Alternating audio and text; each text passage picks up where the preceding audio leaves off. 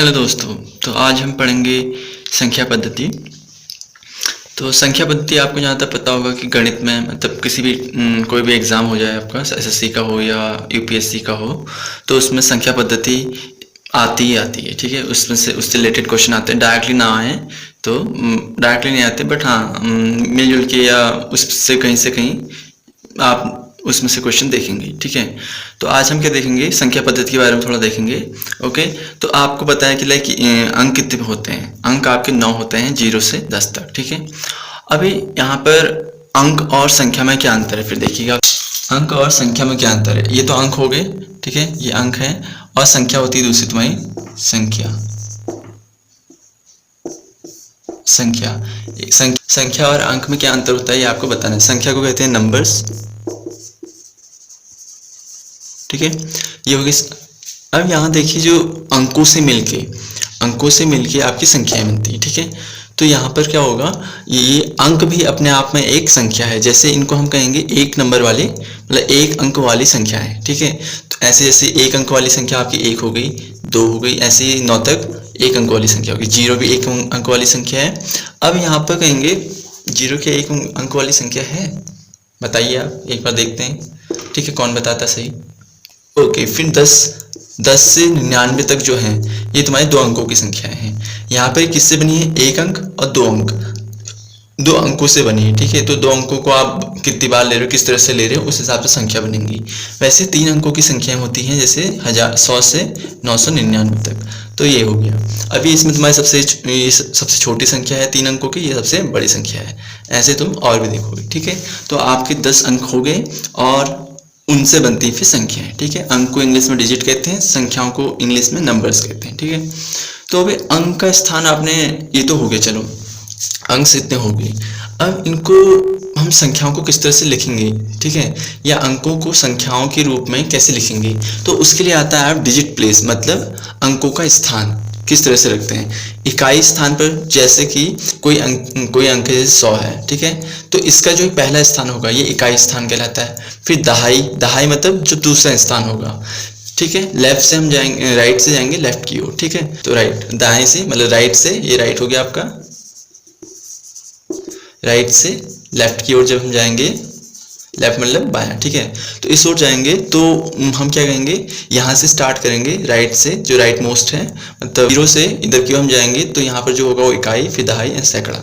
फिर ये होता है तुम्हारा इकाई 1, मतलब 1 से जो पहले स्थान पर, तो उसमें से आएंगे तुम्हारे 1 से 9 तक के कोई भी आएंगे, वैसे सभी उसी प्रकार का आएगा। ओके, तो इसको तुम 1 से दिखाते हो, इसको तुम 10 से दिखाते हो, जनरल वाला जो होता है। इसको 100 सैकड़ा मतलब, ठीक है, जो 100वें स्थान पर आएगा, 100वां स्थान ये होता है। इसमें 10वां स्थान ये हुआ, ये पहला स्थान हुआ। ठीक है, इकाई वाला। फिर हजार वाला स्थान क्या, इकाई, दहाई, सैकड़ा, हजार, ये 1000 का हो गया। 10,000 का, 10,000 में तुम्हारे कितने जीरो होते हैं? 4 जीरो। और फिर लाख में कितने जीरो होते हैं तुम्हारे? 5 जीरो। ठीक है, राइट। ओके, 10 लाख में तुम्हारे कितने जीरो होते हैं? 10 लाख में होते हैं तुम्हारे 6 जीरो। ठीक है, करोड़ में 7 जीरो, 3 4, 10 करोड़ में 8 जीरो। ठीक है, फिर ऐसे तुम्हारा अरब आएगा, 10 अरब, ऐसे। ये जो लिखने का इकाई दहाई तरीका है, इकाई, दहाई, सैकड़ा, हजार, 10,000, ऐसे जो तरीका है लिखने का, ये तुम्हारा भारतीय तरीका है। ठीक है, भारतीय पद्धति है, संख्याओं को लिखने की भारतीय पद्धति है। एक होता है फिर तुम्हारा जो हम लिखते हैं जनरली, ये 1s, 10s, 100, 1000, 10,000, 100,000, फिर मिलियन, 10 मिलियन, 100 मिलियन, बिलियन, फिर इस टाइप से ट्रिलियन जो आते हैं, वो तुम्हारा अंतर्राष्ट्रीय तरीका होता है लिखने का नंबर्स को। ठीक है, तो आपकी ये नंबर पद्धति का कुछ शुरुआती एक इंट्रोडक्शन हुआ कह सकते हो। तो इसके बारे में आपको कुछ जानकारी चाहिए, यदि पहले 1 मिनट की हम आपको थोड़ा सा एक नंबर लिख के बता देते हैं, कोई भी 7 5 6 7 2 3 5। ठीक है, तो ये एक नंबर है। कितने अंकों की नंबर है? 3, 7 अंकों का। 7 अंकों का मतलब तुम कह सकते हो इसको 6, इसमें जीरो, तो ये तुम्हारा 10 लाख, लाखवें स्थान वाला है। इकाई, दहाई, सैकड़ा, हजार, 10,000, लाख, 10 लाख। ठीक है, तो ये 75,67,235। ठीक है, तो इसको हम इकाई दहाई कैसे कहेंगे?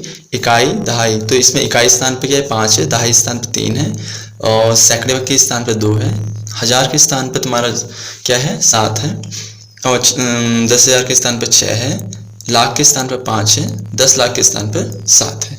तो एक संख्या है, इस संख्या को मतलब एक संख्या को हम इस तरह से बोल सकते हैं या लिख सकते हैं, ठीक है। ये लिखी होती है, इसको ऐसे इंटरप्रेट कर सकते हैं, ठीक है। ओके, तो ऐसे ही जब आप इसको समझ जाएंगे तो आपको बहुत सी चीज़ें हैं जो, जैसे कि संख्याओं, एक अंकों वाली संख्या लिखिए, 2 अंकों वाली संख्या लिखिए, इनके बारे में आएगा तो आप बता सकते हैं, ठीक है। ओके दोस्तों, तो अभी तक हमने थोड़ा सा संख्या पद्धति के बारे में सीखा, जिसमें हमने नंबर्स के बारे में देखा और डिजिट्स के बारे में देखा, मतलब अंकों के बारे में देखा। वहाँ पे एक थोड़ी सी गलती हो गई थी, वहाँ पर अंक को मैंने 1 से 9 तक बताया था, एक्चुअली 10 अंक होते हैं, उसमें 0 भी इंक्लूड करेंगे। 1 से नहीं 0 और 1 से 9 तक हम कहेंगे तो आपके 10 अंक हो जाएंगे। अंक कितने होते हैं? 10 अंक होते हैं, ठीक है। तो उन अंकों से फिर आपकी संख्याएं बनती हैं और संख्याओं को हम 1 अंकों वाली, 2 अंकों वाली, 3 अंकों वाली इस तरह से कहते हैं, ठीक है।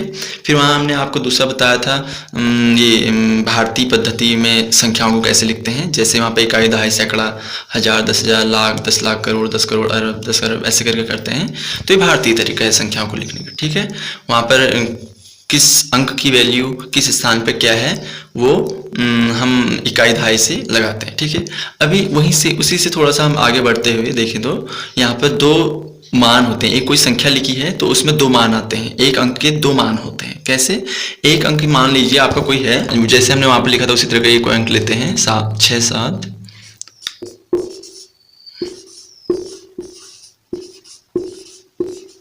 ये कोई अंक है, ठीक है।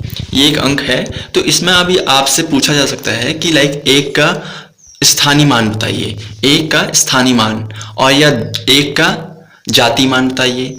इंग्लिश में स्थानीय मान को कहते हैं प्लेस वैल्यू और जाति मान को फेस वैल्यू भी कहते हैं और या लोकल वैल्यू कहते हैं। तो दोनों में से कुछ भी आ सकता है, ठीक है। जो अब यदि आप हिंदी में पेपर, आपका हिंदी मीडियम है तो आप हिंदी में देख सकते हैं जाति मान और स्थानीय मान।